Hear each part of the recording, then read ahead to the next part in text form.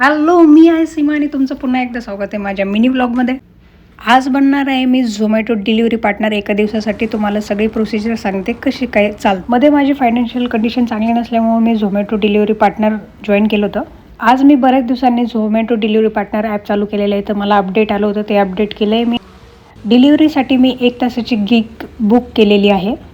मला ऑर्डर लवकरच मिळावी म्हणून मी रेस्टॉरंट ज्या एरियामध्ये तिथंच उभे राहिले होते, तर मला ऑर्डर मिळाली एक पिझ्झा हटची. ती 30 रुपयाची ऑर्डर आहे आणि लोकेशन आहे माझ्या घराजवळचंच, तर मला मॅप बघायची गरज नाही, तर मी हेल्मेट लावून निघाले. आता माझ्या लोकेशनपासून फक्त 200 मीटरवर पिझ्झा हट आहे आणि मला ते पहिल्यापासूनच माहिती आहे, तर मला मॅप बघायची काही गरज नाही आहे आणि आता जवळच मी पोहोचलेले आहे.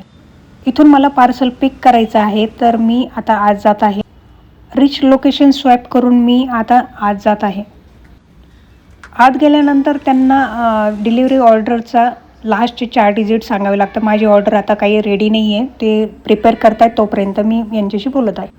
माझी ऑर्डर आता रेडी झालेली आहे, मी निघालेली आहे आता पार्सल घेऊन. पार्सल जिथं डिलिव्हरी करायचे तो एरिया आहे माझ्या वेल नोन आहे. हे पार्सल मी असं ठेवलेलं आहे.